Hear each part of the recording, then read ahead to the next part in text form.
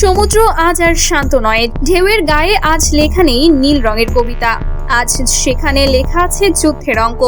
ইঞ্জিনের গর্জনে কেঁপে উঠছে পারস্য উপসাগরের জলরাশি, রাডারের পর্দায় একের পর এক লাল সংকেত। আকাশে গুঞ্জন তুলছে নজরদারি ড্রোন, ডেক জুড়ে সারি সারি ক্ষেপণাস্ত্র, লক্ষ্য একটাই, ইরান। মধ্যপ্রাচ্য আবারও দাঁড়িয়ে আছে ইতিহাসের এক ভয়ঙ্কর মোড়ে। একদিকে বিশ্বের সবচেয়ে শক্তিশালী নৌবাহিনী, অন্যদিকে বিপ্লবের আগুনে গড়া এক রাষ্ট্র, যে রাষ্ট্র ভয়কে কখনো তার অভিধানে স্থান দেয়নি। এই উত্তেজনার কেন্দ্রে রয়েছে মার্কিন যুদ্ধবিমান বহনকারী রণতরী ইউএসএস আব্রাহাম লিঙ্কন। এটা শুধু একটি জাহাজ নয়, এটা ভাসমান সামরিক সাম্রাজ্য। এর ডেকে রয়েছে শতাধিক আধুনিক যুদ্ধবিমান, চারপাশে গাইডেড মিসাইল ডেস্ট্রয়ার, আকাশে সার্বক্ষণিক নজরদারি চালানো ড্রোন, সমুদ্রে সাবমেরিন প্রতিরোধ ব্যবস্থা। এই বহর মানে যুদ্ধ হলে প্রথম আঘাত আসবে এখান থেকেই। খোদ মার্কিন প্রেসিডেন্ট ডোনাল্ড ট্রাম্প নিজেই বিষয়টি নিশ্চিত করেছেন। সুইজারল্যান্ডের দাভোসে ওয়ার্ল্ড ইকোনমিক ফোরামের সম্মেলন শেষে ওয়াশিংটনে ফেরার পথে সাংবাদিকদের প্রশ্নে তিনি বলেন, ইরানের দিকে একটি বিশাল যুদ্ধ জাহাজের বহর পাঠানো হয়েছে। এটা যুদ্ধের ঘোষণা নয়, বরং সতর্ক নজরদারি। কিন্তু একই সঙ্গে তিনি এটাও বলেন, প্রয়োজন হলে এই বহর ব্যবহার করতে প্রস্তুত যুক্তরাষ্ট্র। এই একটি বাক্যেই লুকিয়ে আছে যুদ্ধের ভাষা, কারণ ইতিহাস সাক্ষী নজরদারি অনেক সময়ই হামলার প্রথম ধাপ। প্রশ্ন উঠছে, ঠিক এখন কেন এই পদক্ষেপ? বিশ্লেষকদের মতে এর পেছনে একাধিক ভয় কাজ করছে ওয়াশিংটনের মনে। মধ্যপ্রাচ্যে অবস্থিত মার্কিন সামরিক ঘাঁটিগুলো ইরানের ক্ষেপণাস্ত্রের আওতার মধ্যে। ইরানের ড্রোন প্রযুক্তি আগের চেয়ে অনেক বেশি নিখুঁত। হরমুজ প্রণালী যেখান দিয়ে যায় বিশ্বের 1/3 তেল যে কোনো সময় অচল হয়ে যেতে পারে। আর যদি তা হয়, তাহলে শুধু যুদ্ধ নয়, ভেঙে পড়বে বৈশ্বিক অর্থনীতি। রয়টার্স জানাচ্ছে, ইউএসএস আব্রাহাম লিঙ্কন সহ একাধিক যুদ্ধজাহাজ ইতোমধ্যে যাত্রা শুরু করেছে। আগামী কয়েকদিনের মধ্যে এই বহর ইরানের উপকূলের কাছাকাছি অবস্থান নেবে। মার্কিন প্রশাসনের আশঙ্কা, ইরান পাল্টা আঘাত হানতে পারে মধ্যপ্রাচ্যের মার্কিন ঘাঁটিগুলোতে। সেই কারণেই এই বহরে যুক্ত করা হয়েছে উন্নত air defence system, multi layer missile shield এবং ইলেকট্রনিক যুদ্ধ প্রযুক্তি। এই প্রযুক্তি কি শুধুই প্রতিরক্ষা, নাকি যুদ্ধের পূর্ণাঙ্গ মহড়া? ওয়াশিংটনের বার্তার জবাব এসেছে তেহরান থেকে, কিন্তু তা কোনো কূটনৈতিক ভাষায় নয়, এসেছে হুঁশিয়ারির সুরে। ইরানের ইসলামী বিপ্লবী গার্ড বাহিনী আইআরজিসির প্রধান commander major general Mohammad Pakpour সরাসরি আমেরিকা ও ইসরায়েলকে উদ্দেশ্য করে বলেন, ভুল হিসাব করলে তার পরিণতি হবে আরও ভয়াবহ, আরও বেদনাদায়ক, আরও অনুশোচনাপ্রদ। তার কণ্ঠে ছিল না কোনো সংশয়, ছিল আত্মবিশ্বাস। তিনি বলেন, আজ ইরান আগের চেয়ে অনেক বেশি শক্তিশালী, বেশি সংগঠিত, বেশি প্রস্তুত। আইআরজিসির মহল থেকে ভেসে আসে আরও একটি বার্তা, যদি স্বাদ নিতে চাও টেস্ট করো। এই বাক্য শুধু কথার কথা নয়, এটা একটা সামরিক সংকেত। ইরানের হাতে রয়েছে ব্যালিস্টিক ক্ষেপণাস্ত্র, ক্রুজ মিসাইল, ড্রোন, শার্ম প্রযুক্তি এবং হাইপারসনিক সক্ষমতার দাবি। তেহরান জানে যুদ্ধ শুরু হলে তারা একা থাকবে, কিন্তু ইতিহাস বলে এই দেশ একা লড়তেই অভ্যস্ত। ইরানের অতীত শুধু ইতিহাস নয়, এটা প্রতিরোধের পাঠ্যপুস্তক। ইরাক যুদ্ধ, দীর্ঘ অর্থনৈতিক নিষেধাজ্ঞা, সাইবার আক্রমণ, গোপন অভিযান, বিজ্ঞানীদের হত্যা, সবকিছু পেরিয়েও ইরান ভাঙেনি। কারণ এখানে যুদ্ধ শুধু অস্ত্রের নয়, এখানে যুদ্ধ আদর্শের, আত্মমর্যাদার। এই সংঘাতে ইসরায়েল একটি গুরুত্বপূর্ণ ফ্যাক্টর।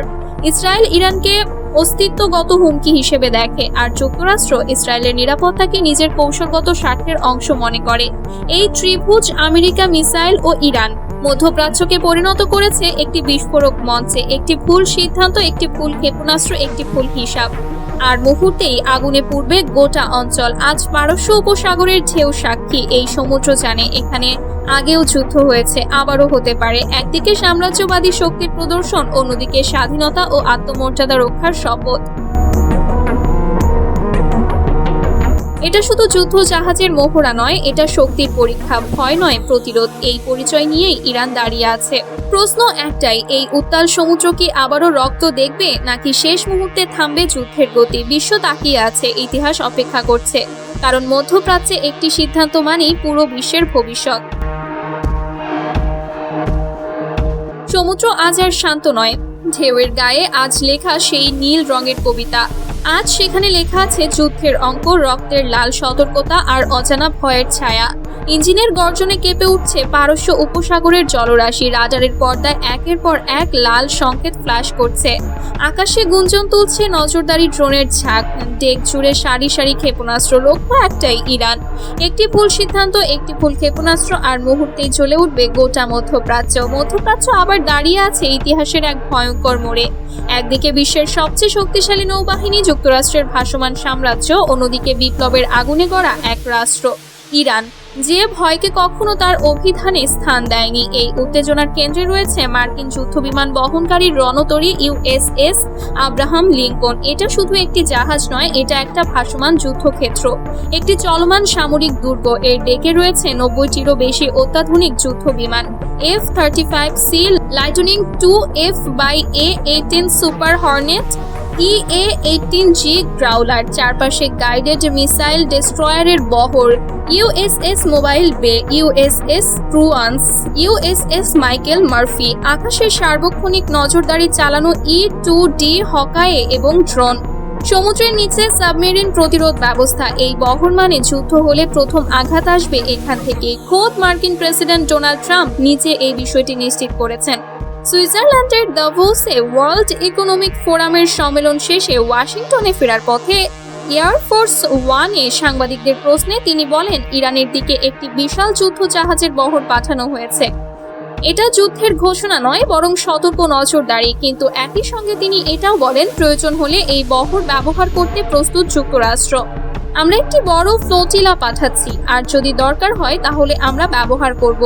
এই একটি বাক্যেই লুকিয়ে আছে যুদ্ধের ভাষা, কারণ ইতিহাস সাক্ষী নজরদারি অনেক সময়ই হামলার প্রথম ধাপ। প্রশ্ন উঠছে, ঠিক এখন কেন এই পদক্ষেপ? বিশ্লেষকদের মতে ওয়াশিংটনের মনে একাধিক ভয় কাজ করছে। ইরানের ব্যালিস্টিক ক্ষেপণাস্ত্রের রেঞ্জ মধ্যপ্রাচ্যের সব মার্কিন ঘাঁটিকে ঢেকে ফেলেছে। ইরানের ড্রোন প্রযুক্তি এখন বিশ্বমানের, যা সিরিয়া, ইয়েমেন, ইরাক থেকে ইসরায়েল পর্যন্ত আঘাত হানতে পারে।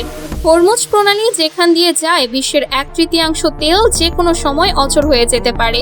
যদি ইরান প্রণালী বন্ধ করে দেয়, তাহলে শুধু যুদ্ধ নয়, ভেঙে পড়বে বৈশ্বিক অর্থনীতি। তেলের দাম আকাশ ছোঁয়া হবে, ডলার কাঁপবে, শেয়ার বাজার ধসে পড়বে।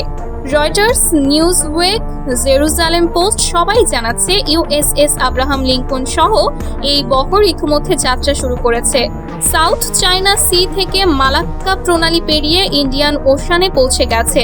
আগামী কয়েকদিনের মধ্যেই এই বহর ইরানের উপকূলের কাছাকাছি আরব সাগর বা পারস্য উপসাগরে অবস্থান নেবে।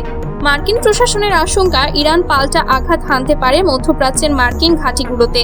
সেই কারণেই এই বহরে যুক্ত করা হয়েছে উন্নত air defence system, multi layer missile shield, electronic যুদ্ধ প্রযুক্তি, এমনকি F-15E স্ট্রাইক ইগল ফাইটার জেটও মধ্যপ্রাচ্যে পাঠানো হচ্ছে।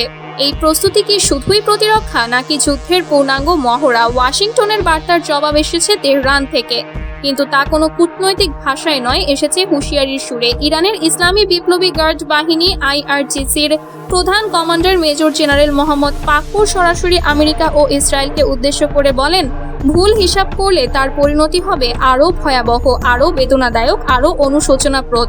আমাদের আঙুল ট্রিগারে রাখা আছে। আর কণ্ঠে ছিল না কোনো সংশয়, ছিল অটল আত্মবিশ্বাস। তিনি বলেন, আজ ইরান আগের চেয়ে বেশি শক্তিশালী, বেশি সংগঠিত, বেশি প্রস্তুত। IRGCর মহল থেকে ভেসে আসে আরও একটি বার্তা, যদি স্বাদ নিতে চাও টেস্ট করো। এই বাক্য শুধু কথার কথা নয়, এটা একটা সামরিক সংকেত।